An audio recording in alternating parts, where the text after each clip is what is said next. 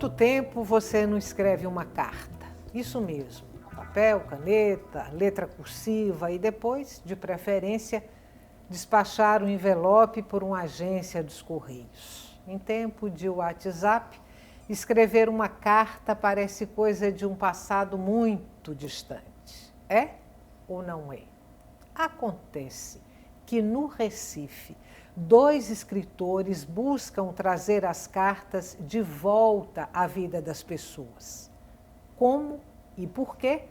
A gente vai saber agora, conversando com Bruna Maciel e Fábio Lucas. Ela é professora de escrita criativa e editora, ele, membro da Academia Pernambucana de Letras e presidente do Conselho Editorial da CEP. Gratíssima pela presença de vocês hoje aqui no Opinião Pernambuco e para falar por essa coisa lindíssima, belíssima, que são as cartas. Minha primeira pergunta. Hoje a gente tem e-mail, que até nem se usa mais tanto assim. A gente tem o WhatsApp, as pessoas nem atendem mais celular, é troca de mensagens, mais mensagens de áudio do que de texto. E a escuta desse áudio ainda é em velocidade acelerada. Com esse cenário, por que escrever cartas? Quem me responde? Bom, em primeiro lugar, obrigado pela oportunidade para a gente discutir um pouquinho isso aqui e trazer essa vontade de escrever e de ler cartas para o Opinião Pernambuco. Veja, eu acho que é justamente por isso, porque a velocidade está tão grande, a corrida diária pela informação está tão desgastante, que as pessoas começam a procurar formas de desacelerar. Então, talvez faça parte esse encontro com a carta dessa tendência que se manifesta em outros pontos de vida também, da vida mais lenta, né? Da vida mais tranquila, que algumas pessoas levam isso até para moradia, vão morar longe das grandes cidades para ficar mais em contato com a natureza, enfim. E eu acho que essa demanda que a gente vem notando nas oficinas passa um pouco por aí também, porque com a carta você tem a oportunidade, a chance de se reconectar com formas de pensamento e de tratamento e aquisição das informações e das emoções também, que é outra coisa. Então, não é aquela pressa, aquela agonia de estar ouvindo mensagem numa velocidade acelerada, dupla, tripla. Eu não sei como é que as pessoas conseguem ficar naquilo, porque parece que você realmente está aumentando a velocidade da vida, né? E lembra até um filme de um controle remoto que tinha um filme, uma comédia que teve sobre isso, que aí a vida passa mais rápido, inclusive, também. Bruna, vocês oferecem oficinas para escrita de cartas juntos, né? Isso. Vocês são uma dupla que oferta essas oficinas. Sim. Como é que surgiu essa ideia? Em que momento vocês tiveram insight? Vamos oferecer uma oficina de cartas. Então, para chegar nesse momento, eu acho que eu vou precisar voltar um pouquinho mais. Fábio já conhece essa história, mas eu vou precisar voltar para a minha infância. Volte. Voltando para a minha infância, eu amava Turma da Mônica. Amava criar historinhas. E sonhava em criar uma fábrica de histórias.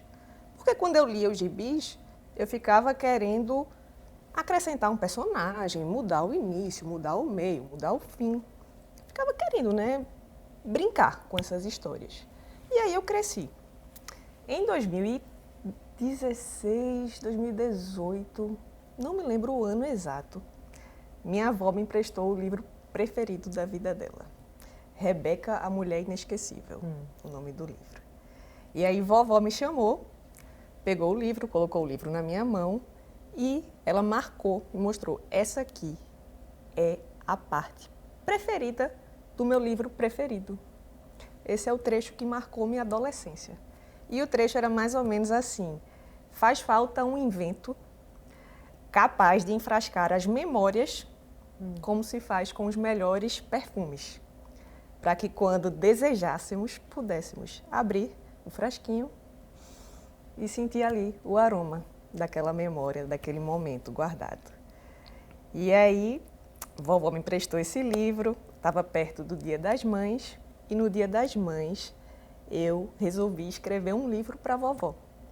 E eu falei: vó, no livro, eu descobri que o invento que tinha no seu livro preferido, ele já existe. Nada é capaz de eternizar tão bem um momento, um sentido, um significado, como a escrita.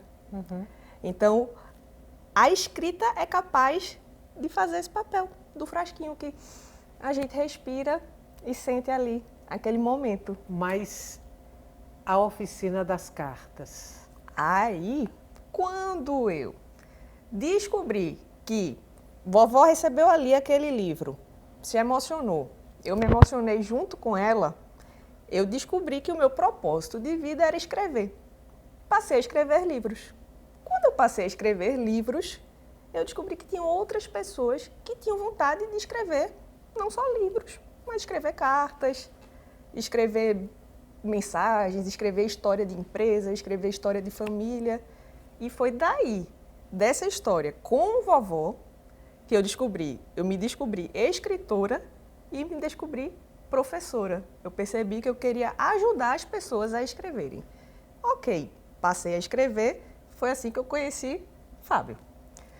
Nessa jornada de escritora, Fábio me chamou para um evento na academia, não foi, Fábio?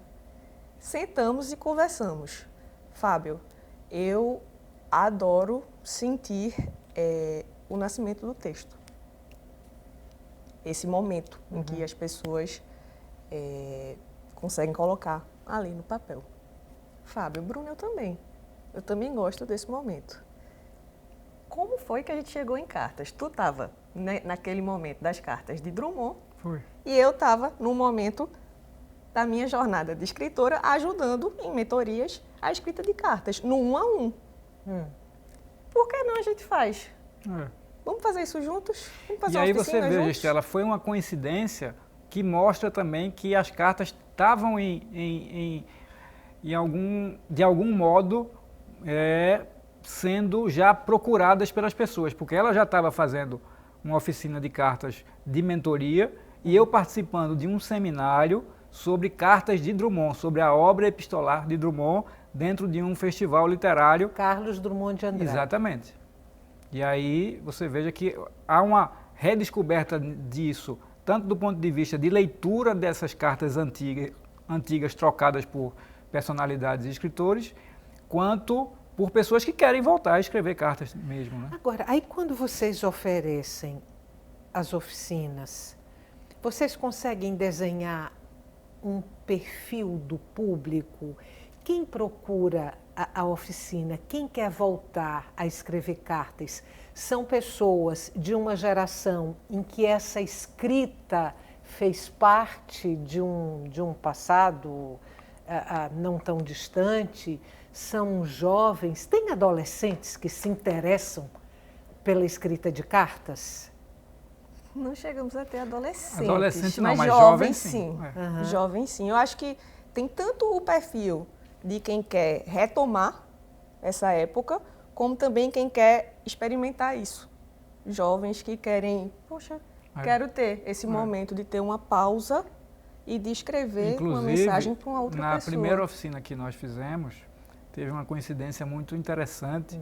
2 jovens, um rapaz e uma moça, eles tinham o mesmo hábito. Eles escreviam cartas e não mandavam para ninguém, guardavam num baú. Os 2, que não se conheciam. Destinatários imaginários? Exatamente, Ou então, alguém que eles conheciam, mas que queriam simplesmente desabafar, escrever alguma coisa, mas não entregar a carta para a pessoa. Aí guardavam numa gaveta, num baú. Cartas não enviadas. Não enviadas. E os 2 faziam a mesma coisa. Não sei de onde é que tiraram isso. E não se conheciam. Se conheceram lá. Se conheceram na oficina. Quando vocês montam a oficina, é uma escrita livre, vocês projetam uma escrita livre de cartas, ou tem um desenho, por exemplo, vamos ensinar também a redigir uma carta comercial, por exemplo. Tem isso? Tem uma metodologia construída vislumbrando determinados tipos de carta? Então, nas oficinas a gente dá um tom bem livre, né? Porque eu falo sempre que a escrita criativa, ela é um ambiente que vai proporcionar o nascimento desse texto. Então, quando a gente convoca esses participantes, a gente gosta de dizer, olha, isso aqui é um ambiente que vocês estão livres. A gente não sabe nem qual é a carta que vai sair ali, mas nós colocamos estímulos, colocamos músicas, fazemos uma partilha, conversamos sobre cartas. E então temos aquele momento que é uma escrita ao mesmo tempo coletiva e singular. Cada um mergulha, mas todos ao mesmo tempo, respirando o mesmo ar. E é naquele momento em que nasce o texto de cada um. E eles são convidados, eles ficam à vontade, se eles querem compartilhar ou não. Mas a gente dá um tom bem livre para qual é a carta que tem que nascer. A gente fala um pouquinho antes sobre os tipos de cartas, né? Então, carta de despedida, carta anônima, carta enfim, de amor. Carta de amor. Então, tem vários tipos de carta que a gente faz menção, até para que as pessoas tenham isso em mente também, da variedade que há. Mas, na hora da escrita, a gente talvez dê um tema, a gente puxa alguma coisa, mas deixa bem livre para que as pessoas possam exercitar. No card de divulgação da oficina de vocês, que eu cheguei nesse card, por acaso, mexendo no celular e fiquei muito surpresa, né? Muito encantada, inclusive. Nossa, uma oficina para se estimular a escrita de cartas. Aí, nesse card, eu anotei aqui, tem escrito... Cadê? Deixa eu me achar.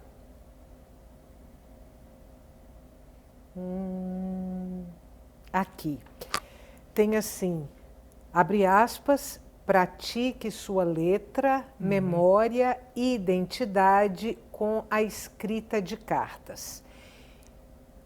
Em que medida a escrita de cartas propicia ou favorece esse exercício da identidade e da memória? Veja, a própria escrita, de qualquer forma, né? A escrita de cartas, dentro desse recorte que a gente está fazendo, é especialmente propício a isso, porque também gera um diálogo. Você escreve uma carta e espera receber a resposta de volta. Isso era bastante comum há algumas décadas atrás, hoje em dia bem menos, né? A gente tem facilidades tecnológicas que não tínhamos antes, mas professores respondiam a seus alunos, escritores respondiam a outros escritores e a leitores. Então, a gente falou de Drummond, Carlos Drummond de Andrade tinha a prática de, além de escrever diariamente para o jornal, ele respondia às cartas que recebia e enviava outras cartas para outras pessoas também, seja pessoas anônimas, sejam outros escritores e personalidades que conviveram com ele. A gente puxa muito isso na oficina, do desenvolvimento da letra e da identidade, porque são coisas que estão bem conectadas. Então, as pessoas escrevendo, seja carta, seja um diário, seja um livro, qualquer coisa, você está, ao mesmo tempo, expandindo o seu conhecimento sobre si mesmo e também colocando no papel pensamentos que de outra forma não sairiam, porque a escrita favorece isso, né?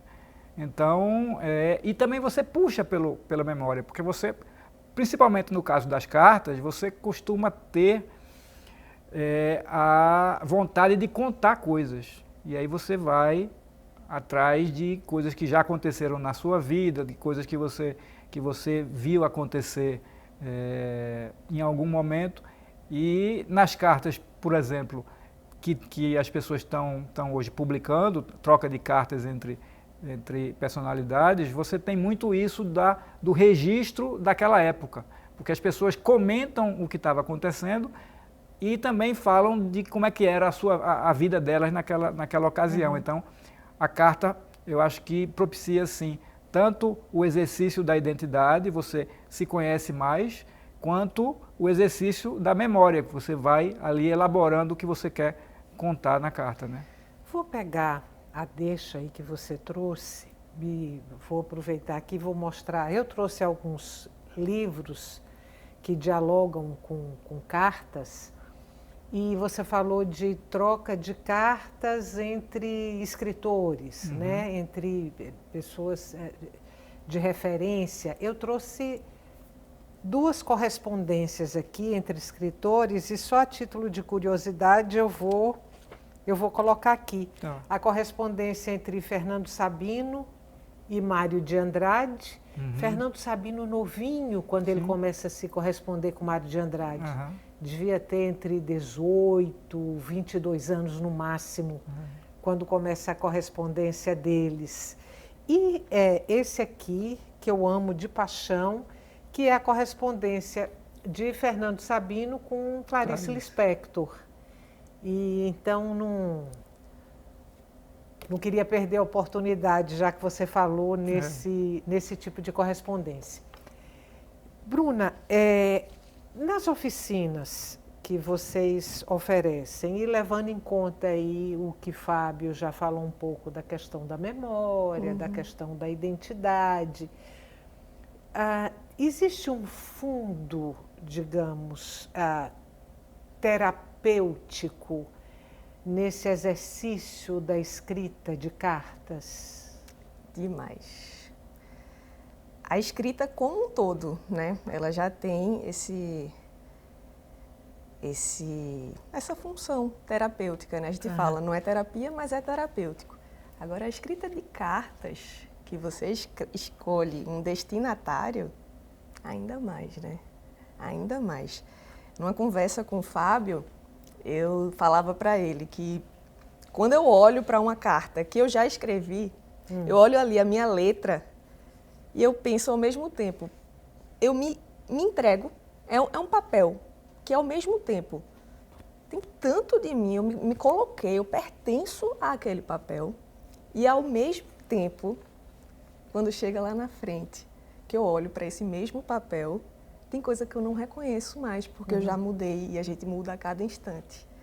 Então, eu até refleti com o Fábio que escrever uma carta, né, é também é a castração de saber que a gente está inacabado, a gente não vai alcançar o todo, a gente não vai conseguir dizer tudo o que a gente gostaria de dizer e tudo bem. A gente aposta na escrita, a gente aposta que a carta vai chegar ao destinatário e vai transmitir aquela mensagem. Então, só por ser uma aposta, que a gente acredita que aquilo vai dar certo, eu já acho que tem muito. Nas oficinas há momentos em que a terapia aparece claramente. Demais. Porque as pessoas, a gente também compartilha a leitura com os outros, né, do que foi escrito lá naquele momento, e há instantes, há experiências muito intensas de pessoas chorarem lá no meio da nossa oficina. Verdade, porque, sempre. né? Já aconteceu de vocês receberem algum aluno numa das oficinas, alguém que tenha chegado e dito, nunca escrevi uma carta na minha vida? Não. Não. Não. Não. Será que vocês, por exemplo, se correspondem? Não, não por WhatsApp, vocês trocam cartas? Por conta dessa experiência da oficina e da nossa intenção em avançar nesse segmento, estamos trocando cartas, sim, inclusive com a finalidade de depois transformar isso em um material mais sistematizado sobre o que a gente está fazendo. Sistematizado quer dizer um livro, uma obra literária. Isso, exatamente. O objetivo é esse. Mas a a gente está trocando cartas de maneira livre também, não é nada muito metódico não, até porque para a gente deixar a essência da carta funcionando, né? Eu sempre escrevo para Fábio durante as madrugadas. É sempre durante a madrugada, toda vez, para sair bem livre. E como é que essas cartas são entregues? Vocês entregam em mãos? Aí é em mãos, Em mãos, tem que ser a carta, a minha letra. Fábio brinca muito comigo que a minha letra ela não é uma letra muito bonita, sabe? É a mesma letra. Não, isso é ela que diz, né? Desde a alfabetização. Então, assim, eu me esforço muito para ela ainda sair mais bonitinha, mais apresentável, mas tem que ser a minha letrinha no papel, no envelope, entregue em mãos. Tem todo o ritual. Vocês já planejam de alguma forma esse livro que vocês pretendem? Tipo, não, vamos colocar no livro tantas cartas sobre tais temas, ou esse livro vai acontecer mais pela força da correspondência entre vocês do que por um controle, por uma escolha, por uma pré-definição? Olha, isso é uma pergunta interessante que a gente ainda não tem nem resposta, mas a gente quer deixar bem livre essa troca. Depois eu acredito que, como todo livro, vai ter uma edição, a gente pode talvez identificar alguns vazios, algumas lacunas, algumas pontas soltas para então trabalhar isso, mas a ideia inicial é ver onde as cartas vão nos levar. Queria falar um pouquinho então das cartas. Eu não sei se eu posso chamar de gênero literário. Sim. Está correta essa expressão? Não. Eu queria então falar sobre as cartas enquanto gênero literário. Isso vem sendo, inclusive, mais trabalhado e valorizado nas últimas décadas, porque há uma obra epistolar, como se fala, dos escritores que está sendo muito revisitada agora. Então já foi revisitada para fins acadêmicos, muita gente estuda as cartas dos escritores e de outros artistas também, mas as cartas de Drummond, por exemplo, são consideradas a obra epistolar de Drummond. Então faz parte da obra literária dele, foi estudada como tal e é comparável, por exemplo, às crônicas diárias que ele fazia para o jornal. E com a característica de serem crônicas dirigidas para uma pessoa. Então, assim como as crônicas, a gente pode dizer que talvez fossem cartas, sejam cartas para um público geral, né? Com algumas coisas similares. A carta que Drummond escrevia e que outros escritores escreveram também, podem ser consideradas crônicas dirigidas a um indivíduo, né? Eu estou aqui me lembrando, espero não estar sendo traída pela memória, mas, salvo engano, no romance Crônica da Casa Assassinada, de Luz Cardoso, eu acho que ele faz expediente. Em alguns momentos do romance, ele usa do expediente das cartas. Existem personagens que escrevem para outros ou outras personagens. Então, aqui e acolá aparecem cartas ao longo do romance. E tem aqui um outro romance de Amos Oz, que toda a trama, toda a história é contada através de cartas. No caso de Crônica da Casa Assassinada, como são cartas esporádicas ao longo do romance, essas cartas poderiam entrar aí como gênero literário ou não? Nesse caso, talvez não, porque né? São cartas dentro de um livro que tem uma outra configuração, né? Mas você, de toda forma, usa o instrumento da carta para apresentar o romance, né? Então, Sabe é meio que que misturado. Estela tocou num assunto que a gente até entrou numa reflexão. O que é que faz uma carta ser carta? Isso não temos respostas certas, mas a gente refletiu muito sobre isso, não foi, Fábio? Afinal de contas, é a estrutura, é a intenção por trás, é o ritual. O que é que faz a carta ser esse gênero literário? E eu até comentei com o Fábio que aquela música ECT, que chama, é a sigla, né, para Empresa de Correios e Telégrafos, de Carlinhos Brown, Marisa Monte e Nando Reis, ela fala assim, tem um trecho que fala, mas esse cara tem a língua solta, a minha carta ele musicou. Porque era uma história de um funcionário da empresa dos Correios, que ele lia as cartas das pessoas e ele se inspirou nessa carta e ele musicou uma carta de amor. Eu acho que Cássia Eller gravou essa Gravou. música. Eu achava que era de Cássia Eller e depois eu descobri que era deles. E aí eu até perguntei para Fábio, Fábio, será que quando uma carta se transforma em uma música, saiu do 1 a 1 e passou a ser uma música de 1 para vários, ela deixou de ser carta? Ela é uma canção inspirada em uma carta? Ela é uma carta que se transformou em canção? O que é que faz com que ela seja esse gênero? E a gente falou muito sobre a intenção. Né? A gente gira, reflete, e a gente volta para a intenção. Quando as cartas, por exemplo, são publicadas em livro, não era talvez intenção do autor da carta que aquelas cartas fossem publicadas em livro, em conjunto, para um público maior e tal.